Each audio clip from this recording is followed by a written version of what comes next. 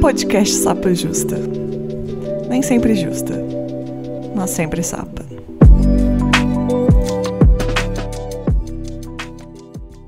Olá, boas-vindas ao Sapa Justa. Eu sou a Letícia, a host desse podcast, que não sou sempre justa, mas sou sempre sapa. Meus pronomes são ela e dela, e eu sou uma mulher cis, branca, lésbica de Belo Horizonte.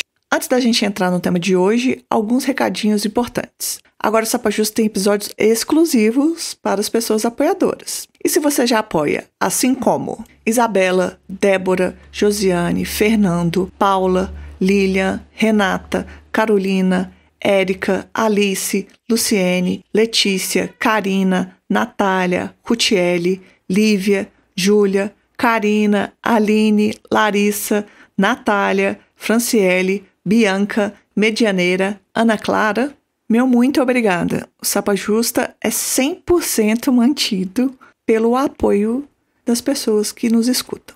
Se você tem interesse e pode apoiar financeiramente, considere apoiar esse projeto. Outra forma de apoiar o podcast também é passar na nossa lojinha. O link para o Apoia-se, o link para apoiar, todos os links que eu cito aqui nesse episódio, você encontra nas nossas redes sociais, que em todo lugar é @sapajusta. Ou se você quiser o link direto, é apoia.se/sapajusta. Agora vamos ao episódio.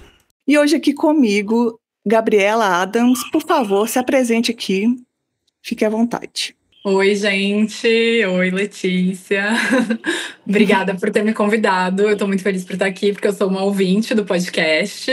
Bom, eu sou a Gabriela Adams, eu sou uma mulher cis, branca, lésbica e moro em São Paulo. Seja muito bem-vinda. Vou dar um contexto, né? Eu tava navegando na internet, aí vi um vídeo da Gabi, né? Vou chamar de Gabriela, Gabi aqui, porque eu vi lá no seu perfil que tava Gabi e ficou na minha cabeça. Pode ser Gabi. Nossa, eu achei um vídeo, assim, interessantíssimo. Eu falei, nossa, eu gostaria de ouvir um podcast sobre isso. Falei, vou chamá-la pra ir no Sapa Justa. E, assim, eu queria que você contasse um pouquinho do seu vídeo.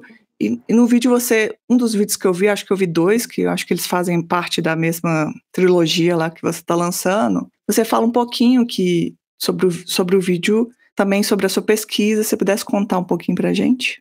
Bom, a minha formação é como atriz, né? Mas eu trabalho como artista visual, escrevo, pesquiso, enfim. E hoje eu tenho elaborado, assim, esse trabalho de forma bem independente, que é sobre cultura visual e performatividade. Então, claro, com esse recorte da minha vivência, que é como uma mulher lésbica e dos feminismos, enfim. E aí eu acho que o vídeo que você viu justamente nesse mês da visibilidade, eu decidi abrir alguns recortes desse trabalho de pesquisa, que é uma reflexão sobre a representação das mulheres lésbicas na cultura visual e também pensando junto aí possibilidades de construir novos imaginários para as narrativas que nos representam, né?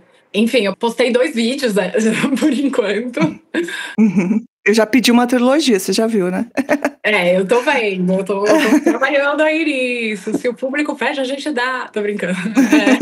Mas, enfim, uma das vertentes, né, desse trabalho surgiu a partir de um termo que chama male gaze, que foi cunhado por uma crítica de cinema.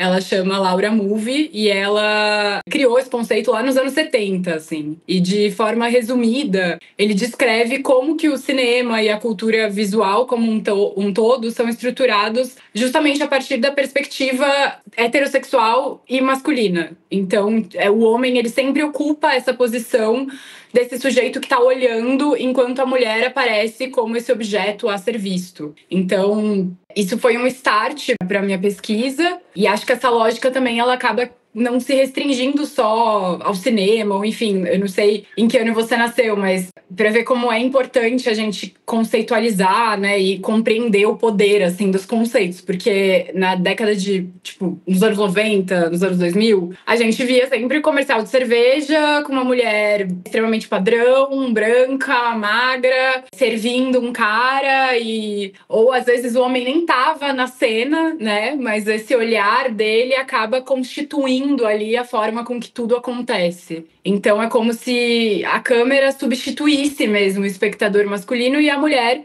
tá sempre ali servindo como um espetáculo para isso acontecer. E é isso, né? Eu acho que a gente cresce vendo essas imagens e acaba até subestimando um pouco do poder disso, né, no nosso inconsciente. Então, meio que partindo disso, eu comecei essa pesquisa, esse trabalho que tem sido brincar com esse termo e compreender o que eu tenho entendido como o lesbian gaze, que é uma tentativa de questionar o regime visual pensando em quais são as saídas para que mulheres lésbicas possam ser representadas e compreendidas fora dessa lógica patriarcal, né? Eu achei um ponto que você falou muito interessante das propagandas de cerveja dos anos 90 e 2000.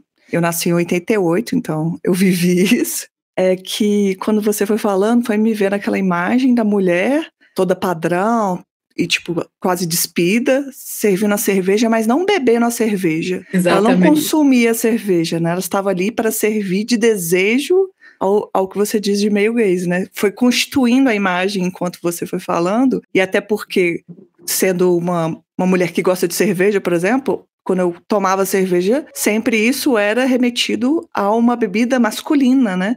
Exatamente.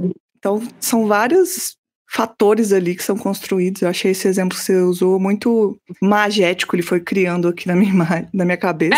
Mas eu acho que é isso que você falou mesmo, porque a mulher, sei lá, Simone de Beauvoir falava isso, Freud falava isso, né? Esse conceito de que a gente não nasce mulher, a gente se torna, e Freud sobre isso de que a mulher ela tá sempre sendo pautada no olhar do outro. Eu acho que tem muito, muito a ver da gente não ser o sujeito, né, do próprio desejo. Então não é nunca você que vai tomar a cerveja, você vai servir pro outro tomar, porque você serve ao desejo do outro. Então isso é uma simbologia perfeita de, na verdade, tudo o que a gente tá falando aqui, né? Essa falta de apropriação do próprio desejo, do próprio corpo, da própria existência e de que não é natural, né? A gente não nasce assim, né?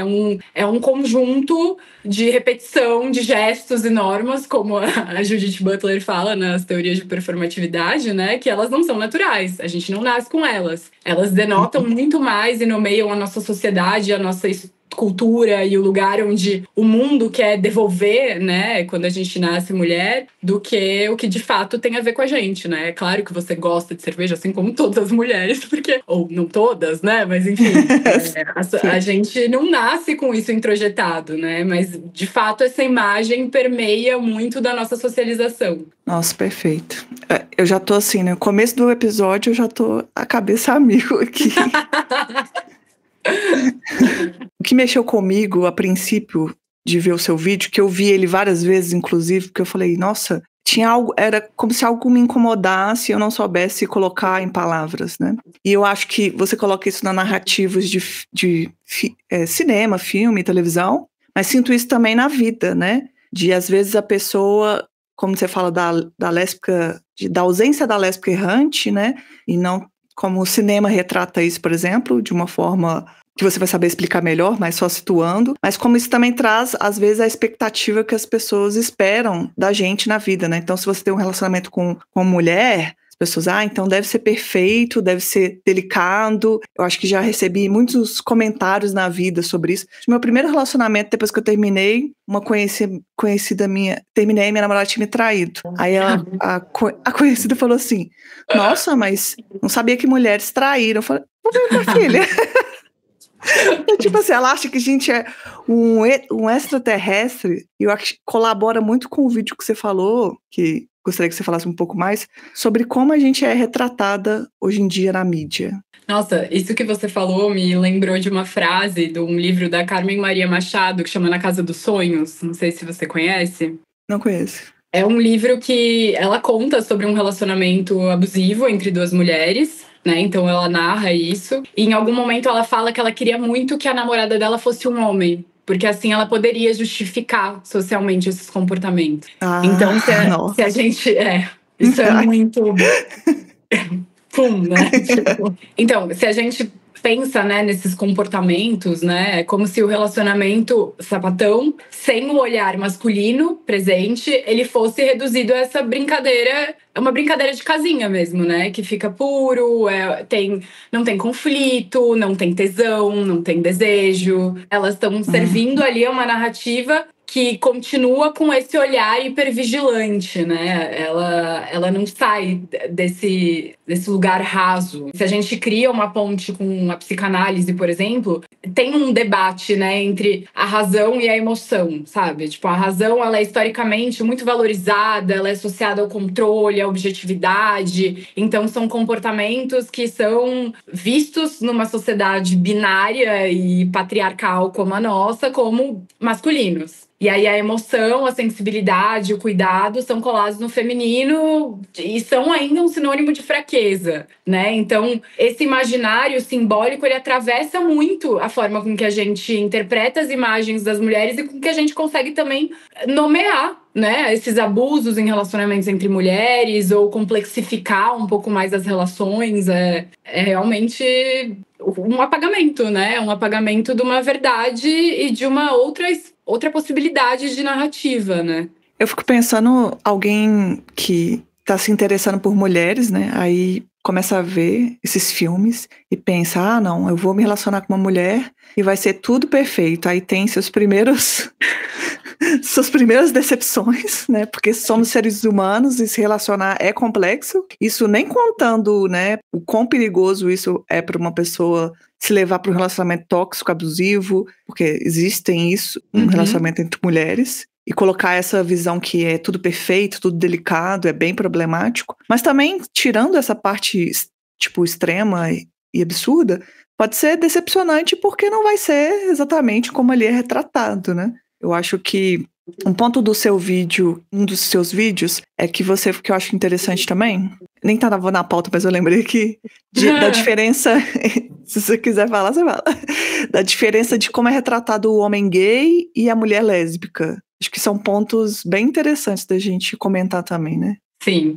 eu acho que tem um lugar onde isso se encontra, né? Os homens gays, assim, no cinema, eles foram retratados sempre como os mártires do próprio desejo. Então, tipo, eles não conseguem realizar esse desejo, né? Porque pensa, se a gente tá falando sobre esse olhar que organiza, né, as cenas e que organiza as relações, e ele ser um olhar heterossexual, machista e patriarcal, quando a gente pensa em dois homens se relacionando, é simbólico que um tenha que morrer, né? Porque, assim, você não pode concluir esse desejo sendo um homem, né? Se não tem nada de feminino e não tem nada que reforce essa lógica, você vai morrer. Você pode até desejar, mas você não vai estar vivo para contar essa história. Eu acho que em alguns momentos isso se encontra um pouco com algumas representações também no cinema, pensando em mulheres lésbicas, tipo, tem aquele filme Carol, que ela também, aquele desejo, ela vira, né, ela paga o preço com a solidão ou com morte. Então,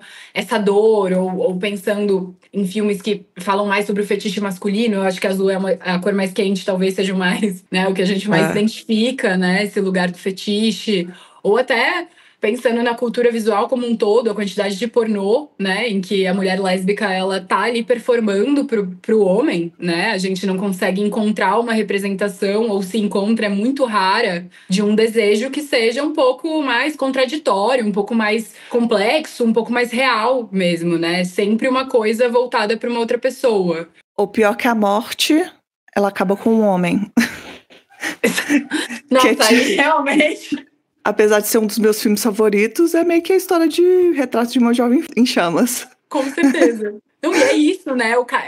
O homem, ele não tá ali, né? Mas é exatamente essa organização da coisa, né? Tipo, você não vai ser feliz ou sem o meu olhar ou sem a minha presença, né? E a fragilidade que é vista como ser uma mulher lésbica, né? Um lugar muito frágil, né? Um lugar de, tipo, ou você se frustrou com um homem e você quis namorar uma mulher, ou você vai trocar essa mulher por um homem em algum momento, né? Eu acho que esse debate, ele inclusive tá rolando muito, às vezes, nas redes sociais da Jojo Siwa, da Fletcher, né? Algumas artistas que se diziam sapatão e agora estão com homens. Então, acho que isso reforça muito esse discurso também, né? Pra cultura de massa, de que sempre é um lugar muito frágil e que a pessoa pode simplesmente acordar amanhã e perceber que foi só uma maré ruim, assim, né? Esse debate está bem forte nos Estados Unidos, né? Por causa que tem essas artistas aí. Não sei se eram bissexuais ou se denominavam lésbicas, mas porque elas trazem uma narrativa muito perigosa que é tipo, agora encontrei um homem, agora estou feliz, né? Não só perigosa, mas com um teor bastante lesbofóbico, né? Então e vai injusto que eu não lembro de ter visto nenhum filme no qual o homem se relaciona ali com outro homem. Posso estar até enganada, e no final ele acaba com uma mulher, né? O gay. Mas essa narrativa é muito presente em várias coisas que são mulheres lésbicas, né? A partir do pressuposto que são lésbicas e não bissexuais, isso acaba refletindo. E agora a gente está vendo na vida real também, né? Uma narrativa que está se repetindo. Que eu acho que isso já vai também para lugares, né, muito falocêntricos, assim, né? Tem essa cultura de quem tem o poder, né? E quem tem o poder é o homem, é o falo. Tanto que, não sei se você já leu o Manifesto Contra Sexual do Paul Preciado, ele fala muito sobre isso, né? Essas tecnologias que não são uma reposição da estrutura patriarcal, né? Que não são uma representação fálica, mas sim novas formas de relação, né? Quando ele estuda sobre vibradores, ou quando ele fala sobre todos esses objetos que a gente acaba introjetando no nosso corpo, que não são uma tentativa de se igualar de forma alguma a uma identidade masculina cis, né? Eu acho que realmente é interessante pensar como sempre existe uma fragilidade maior em volta de qualquer que seja a escolha, né, de uma mulher. E quando ela finalmente se encontra como um sujeito que age, né? E não só performa a partir desse olhar externo. Que eu acho que é muito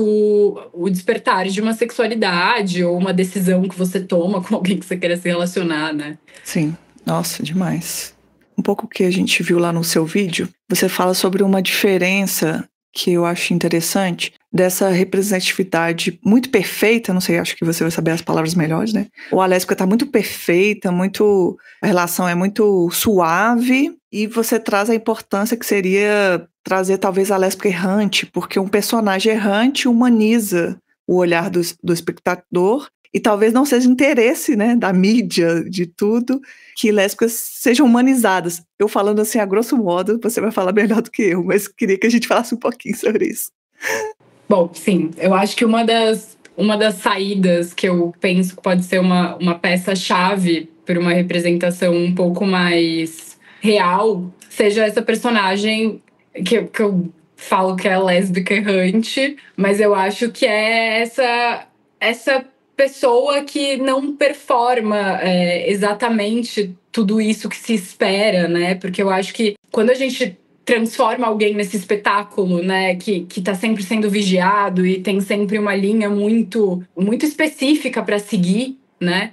Ainda mais quando a gente pensa em mulheres lésbicas, porque eu acho que toda a representação, né, ela já parte dessa dívida histórica do apagamento, então tem sempre um pedido de desculpas, né, por não estar representando, então eu vou te colocar aqui, mas ou você cumpre uma função pedagógica, então você educa o meu público, você é uma lésbica exemplar, ou você é muito decorativa, você é bela, você é bonita, você continua reforçando esse olhar, ou então você não existe, né? Você é de fato invisível, você serve para ser uma melhor amiga, ou você serve, né, para estar ali no cantinho, mas a história não é sobre você, né? Você tá só ali passando para dizer que existe. Eu acho que no geral é um pouco assim que a cultura pede desculpa, né?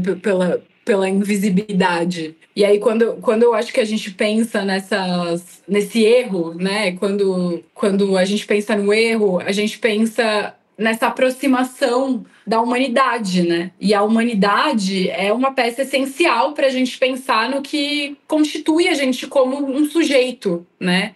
E quando a gente pensa em sujeito, é quando a ação ela vai partir da gente, né? Então, a dualidade de você poder ser uma coisa e outra, né? Você não precisa cumprir um espaço da narrativa que é ou você é a bonita, ou você é a engraçada, ou você é a sapatão, ou você é a gorda, ou você é a preta.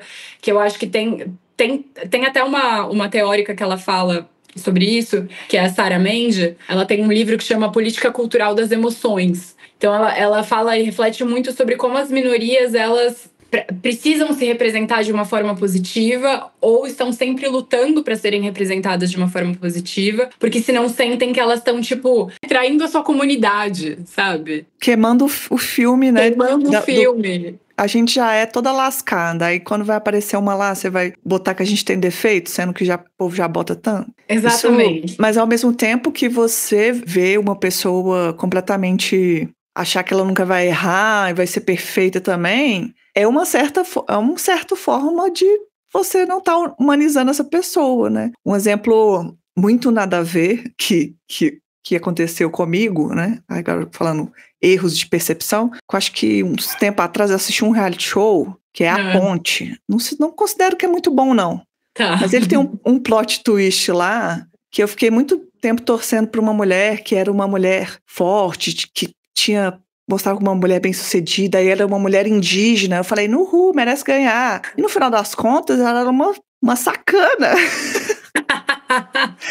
Aí eu fiquei refletindo. Também, eu acho que eu tenho que torcer para a pessoa. E o quão isso é problemático, né? A gente achar que, por exemplo, não, a minoria vai representar, vai ter uma coisa assim, libada, que vai estar totalmente correta. O quão é errado a gente colocar isso? Porque isso também é uma forma de, não sei exatamente de preconceito, mas também, se você não humaniza a pessoa, não deixa conhecer pelo que ela é, você está fazendo uma coisa, sei lá, bizarra também, né? Sei lá, acho que eu viajei tudo. Eu acho que é super uma forma de opressão mesmo. Porque, por exemplo, pensando em reality, até que você falou, poxa, um homem num reality show, ele tem espaço pra ele ser tanta coisa, sabe? Sim. Aqui, quando eu falo homem, claro, eu tô falando de um homem cis, branco e com todos os privilégios, mas assim, ele pode ser um escroto e muito charmoso. Ele pode roubar todo mundo, mas mesmo assim, ser tão sensível, sabe?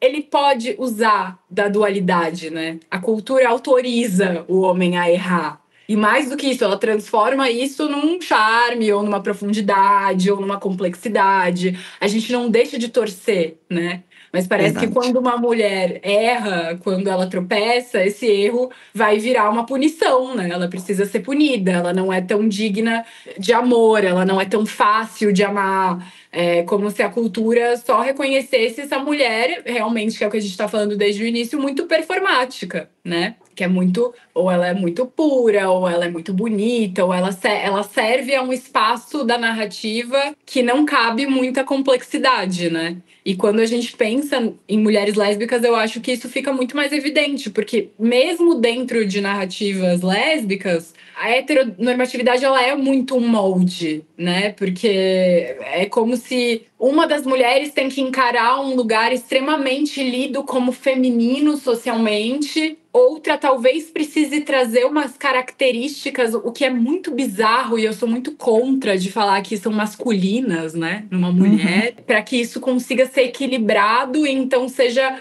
aceito, ou então são duas mulheres extremamente doces, femininas e que performam tudo isso muito bem, né? E querendo ou não, é uma forma de manutenção desse olhar, né? Porque se a gente não abre espaço justamente para a mulher errar, para ela se contradizer, para ela, sei lá, ser ciumenta ou levantar uma bandeira e ainda assim ser uma pessoa humana que não precisa viver a serviço dessa representação, né? E não precisa assimilar isso de uma forma tóxica para ela mesma, né? Porque eu acho que ainda assim essas coisas, todos esses erros e todas essas complexidades são muito positivas, independente da narrativa, né? Porque é com isso que a gente sai desse lugar do arquétipo, né? Desse lugar que parece que a gente tem que caber nessas pequenas caixas e a gente volta a ser devolvido para um campo de vida real, né? Porque se a gente não erra, a gente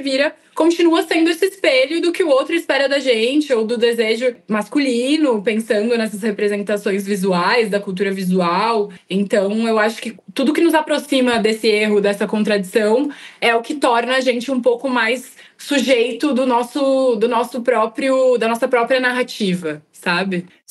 A gente tá querendo exatamente aquele Twitter que ficou famoso, né? Finalmente, histórias de gays trambiqueiras. Sim, ninguém aguenta mais. Nossa, sim, eu amo. Eu quero mais história de gay sofrendo, quero gay empinando moto. Sim. Só que a gente tá nesse caso aqui e falou, gente, eu quero 2 pontos que você fala, né?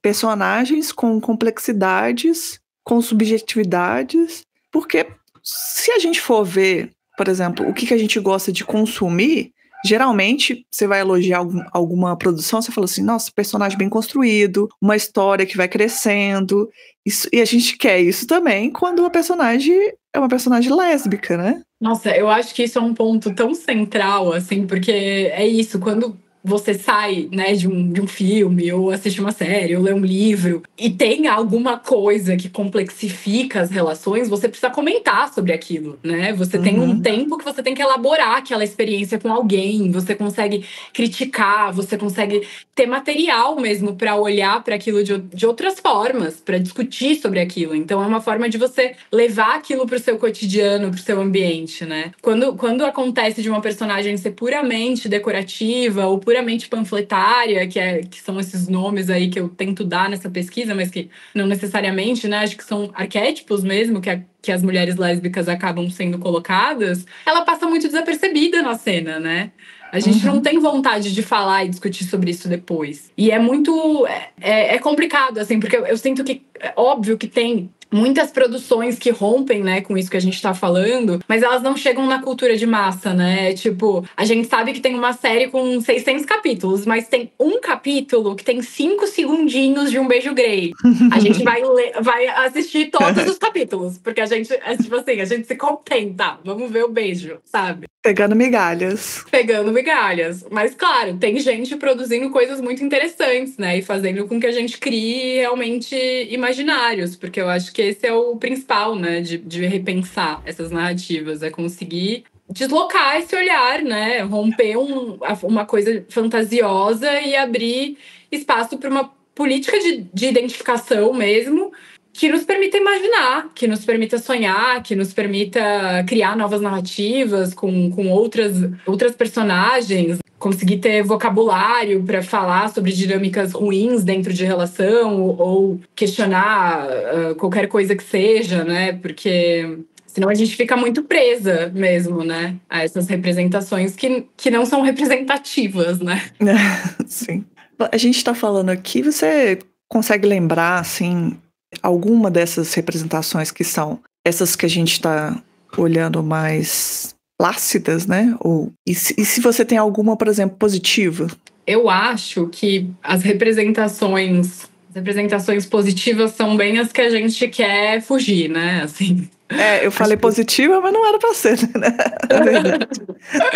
Mas eu acho que, né, quanto mais positiva, mais presa a gente tá, né? Não sei se eu tenho tantos exemplos no cinema, assim, mas acho que tem muitos livros, né? Desde, sei lá, os poemas de Safo, se a gente for lá para trás, que eu acho que trazem uma complexidade da relação, até esse que eu citei, Na Casa dos Sonhos. Ou tem um livro que chama Cantoras, também, da Cara de Roberts, que tem um aprofundamento maior em personagem. Então, eu acho que a literatura é um campo importante da gente explorar, justamente porque a gente imagina, né? Então eu também não sei o quanto a imaginação tem um papel dentro disso, porque a gente consegue criar essa narrativa na nossa cabeça também de um jeito que a gente possa sonhar mais, né? Tem um livro de contos também, que acho que foi publicado há alguns anos já, mas ganhou o Prêmio Jabuti, que é o Amoras, que são vários contos sapatão. E tem, inclusive, uma história de duas mulheres mais velhas, que eu acho muito linda. Gabi,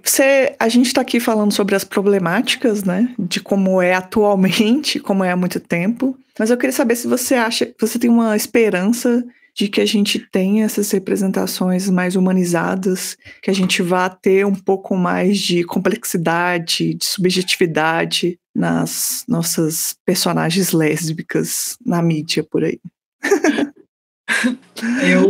Claro que eu tenho, né? Já adianto, sim. Mas tem uma frase que ela foi ressignificada, tipo, ao longo dos anos aí, que chegou numa pesquisadora lésbica e ela diz: pra ser minha amiga, esqueça que eu sou lésbica e nunca esqueça que eu sou lésbica. Essa frase, ela me provoca muito, assim, porque eu acho que é justamente isso. Acho que não dá pra reduzir a experiência a um rótulo, né? Então a gente precisa se livrar de carregar a experiência como uma bandeira, mas também não tem como separar o nome da história que a gente carrega, né? Mas eu acho que eu adoraria ver mulheres lésbicas onde a narrativa não gire em torno da relação, talvez, sabe? Onde às vezes pode ser um relacionamento banal e cotidiano e é sobre uma empresa e essa mulher é uma diretora de uma empresa, mas calhou que tem uma relação com outra mulher. Mas, ao mesmo tempo, eu acho que é isso, eu acho que transpor, né, esse lugar, assim, de não ter que ser um panfleto o tempo todo, de poder cair num lugar um pouco mais banal e cotidiano, mas que assim como as relações héteros são representadas, que traga certas complexidades dentro de um relacionamento e que a gente consiga se enxergar de uma forma um pouco mais natural, né, dentro da nossa vivência, assim. Enfim, acho que é isso, né? Correr atrás do direito de ser vilã, de ser não só uma sapatão, de ser uma trambiqueira. Trambiqueira empinando. Entendeu? É tudo isso. Acho que tudo isso é uma forma de constituir o nosso imaginário, né? E não subestimar as imagens que a gente se depara ao longo da vida, porque, querendo ou não, elas acabam prendendo a gente em histórias que nem sempre são as que a gente se interessa, ou que nem sempre a gente se identifica. E isso fica muito enraizado no nosso pensamento, né? Enfim, eu acho que o direito a errar mesmo, o direito a ser representada da forma mais banal possível, da forma menos lésbica possível e também sem nunca esquecer que a gente carrega uma história e que ela não precisa nos definir, mas ela constitui completamente quem a gente é, né? Nossa, sensacional. Eu acho que isso que você falou é muito interessante, porque geralmente o que a gente vê de representatividade lésbica vai estar sempre atrelado ao romance, né, relações e tal, que fazem parte da vida, mas que não é necessariamente tudo que você tem na vida. Então, os heterossexuais têm 500 histórias, tem ficção científica, tem histórias ruins, tem um monte de pataquada por aí, e a gente está sempre no molde ali, que geralmente é uma reprodução da relação heteronormativa. Sim, então sim. Fica ali meio que encaixado e não sai disso. Só que também acho que é uma linha tênue, assim, né? Porque quero ter vou ver uma ficção científica, a astronauta é lésbica, mas eu não quero que seja subentendido que ela é lésbica para que também seja assim, para passar pelos produtores, para não falar muito sobre, né? Como era alguns anos atrás, como é hoje em dia em várias coisas. Eu quero que seja, acho que essa frase que você falou assim, que seja lésbica, mas que não seja só sobre isso, né? Que não seja voltado para isso, que eu tenho as minhas complexidades, elas são atravessadas em todos os momentos, mas somos assim, né? Somos complexos, como todo bom personagem bem escrito, que a gente admira, que a gente tenha direito até isso, porque um ponto que você falou, a gente já viu muita coisa ruim na vida, né? Só porque tinha um pontinho lá de representatividade. É um equilíbrio difícil, mas possível de se desejar. Que sempre o grande problema é a cultura em massa, assim, no sentido da venda, né, de projetos e da forma de quem aprova, no colo de quem vai cair. Então eu acho que enquanto mais lugares a gente tiver, né, e quanto mais a gente criar essa rede de distribuição e de ter coragem de assumir, né, essas novas histórias e melhor isso funciona, né? Porque querendo ou não, eu acho que diferente de homens gays ou homens, né, a gente acaba criando, a gente tem muitas criadoras lésbicas, criativas lésbicas, mas quem consome são as mulheres lésbicas, né? A gente tem uma rede muito fechada e isso é muito legal, ao mesmo tempo a gente precisa sair, né? A gente precisa respirar fora desse lugar para atingir um pouco mais novos ambientes, novos espaços, né? Porque se tem uma série, sei lá, com homens gays, os gays vão consumir, as lésbicas vão consumir, Exatamente. as mulheres héteros vão consumir, os homens héteros talvez não, né? Mas Eu existe um público grande ali, né? Existe, mas é isso, o corpo feminino ele tá sempre muito controlado, né? Querendo ou não, ele tá sempre muito suscetível a ter que a essa cultura patriarcal que a gente fala, que embora essas palavras patriarcal, heteronormativo, nananã, tudo caiu já num lugar assim, né, de tipo tá cansativo a gente falar disso, mas de fato eu acho que é isso, né? Eu acho que mas é isso, né? É um fetiche eterno pela mulher jovem, pela mulher magra, pela mulher branca. E por esses arquétipos, né? Esses arquétipos que sempre acabam caindo no mesmo lugar e quando fogem, estão ali para livrar um pouco, passar um pouco de pano para invisibilidade, né? É. Mais um episódio que a gente vai dormir pensando. Daqueles que vão, o povo me manda mensagem falando que teve que ouvir de novo, que bugou a cabeça.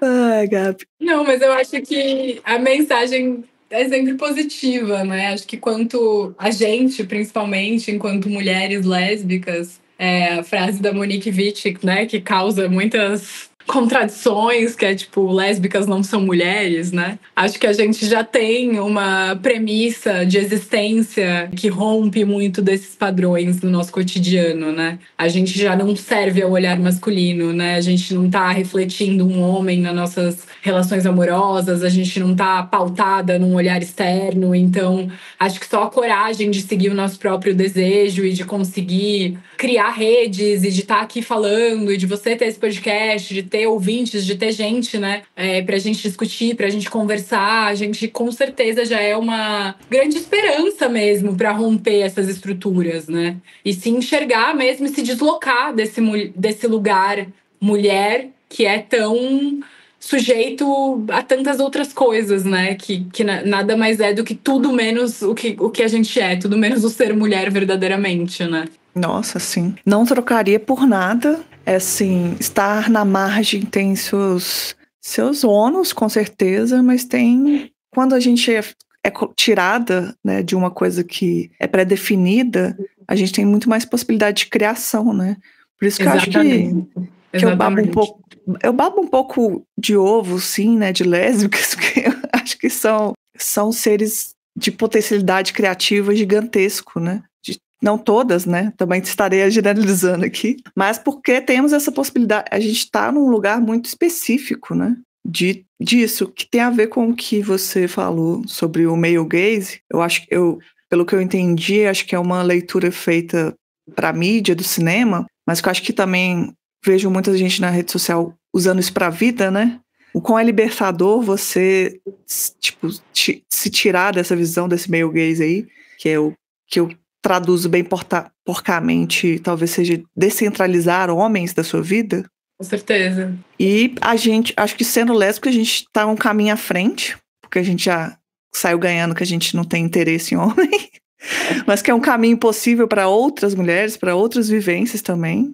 Sim. Mas tem isso, né? A gente vai tendo essas questões. É uma eterna pesquisa em si mesma, né? Porque esse olhar, ele pode não estar nas nossas relações amorosas, ele pode não fazer parte do nosso cotidiano enquanto escolha, mas acho que a grande questão é justamente o que a gente não escolhe e acaba sendo moldada de acordo com essa visão que é da sociedade, né? É um lugar que a sociedade tenta nos devolver o tempo inteiro enquanto mulheres e ainda mais quando a gente toma uma postura de descentralizar os homens, como você falou, né? E de criar relações tão frutíferas e maravilhosas e centradas em mulheres. Isso é uma afronta gigante a uma cultura patriarcal, né? Tipo, como você ousa me tirar daqui? Então, quando eu te retrato, né, acho que esse é o grande barato, que é quando eu vou te retratar e quando passa pelo meu crivo, se você vai estar na TV de alguém ou se você vai ser lida por alguém, eu vou estar ali.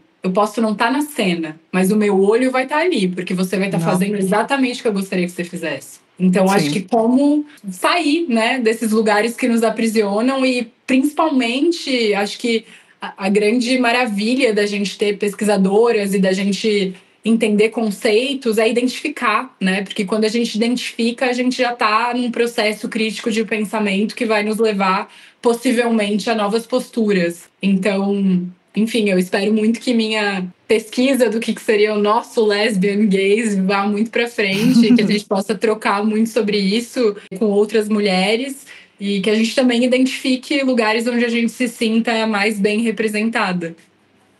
Nossa, perfeito, maravilhosa. Eu acho que a sua conversa aqui com a gente já é um ponto muito importante, porque ao perceber isso, a gente às vezes causa um estranhamento, né? Poxa, que merda! Mas também acho que traz também uma certa liberdade de que a gente entender que algumas coisas foram impostas pra gente, né? Então, é um misto de sentimentos, mas eu vejo como muito mais positivo do que negativo a curto, a médio, longo prazo para todo mundo que estiver ouvindo e todo mundo que estiver entendendo isso. E, assim, maravilhosa, tô encantada com a sua pesquisa e encantada com a nossa conversa aqui, que também achei incrível. E queria agradecer seu tempo com a gente, eu acho que foi incrível aqui. Nossa, muito obrigada, eu tô muito feliz mesmo. Eu queria muito participar, fiquei super animada quando você comentou meu vídeo. Tô super feliz de estar falando disso aqui e muito honrada de participar dessa rede. Ai, tudo. Volte mais vezes. Depois você pensar em mais temas, ou se eu vi outro vídeo seu, eu vou lá comentar de novo. Obrigada, Gabi. Obrigada.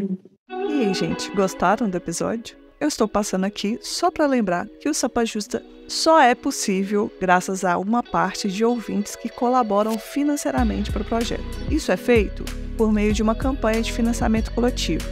E você, quer apoiar o Sapa Justa? Divulgue os nossos episódios. Se você pode apoiar financeiramente, acesse o apoia.se/sapajusta. Atualmente, damos preferências à plataforma de financiamento mensal, mas você pode apoiar pontualmente usando a chave Pix, que é o nosso e-mail, contato@sapajusta@gmail.com.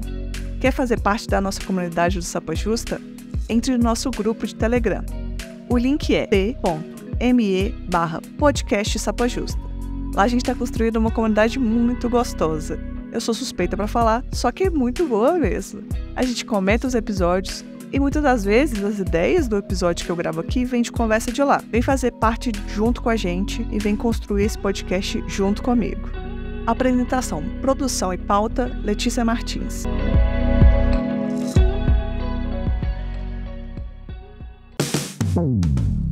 Este episódio foi editado por De Rosa Edits. Siga De Rosa Edits nas redes sociais.